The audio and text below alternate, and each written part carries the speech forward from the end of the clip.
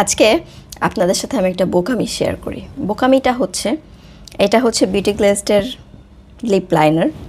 এটা আমি কিনে আনার পরে তো আমি দেখতেছি যে নর্মালি লিপ লাইনারগুলো যেটা হয় যে থাকে, কি বলে, কাঠের থাকে। এই যে এই অংশটা কাঠের থাকে, তো এটাকে শার্প করা যায়।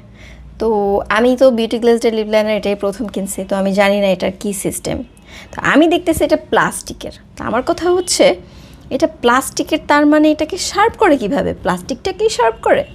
তো আমার দরকার পড়ছে একটু শার্প করার, সেই কারণে আমি করছি কি, এই যে আমি দেখাচ্ছি, এই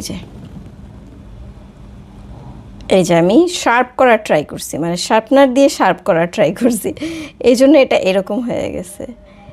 এর পরে মানে এই আকাজ করার পরে আমি আবিষ্কার করলাম যে বিউটি গ্লেজডের এই যে পেছনে এটা হচ্ছে লিপ লাইনারটা শার্প করার, আর তাছাড়া এটা যখন এরকম করে ঘোরানো হয় তখন এটা বড় হয়, এটা বড় হবে।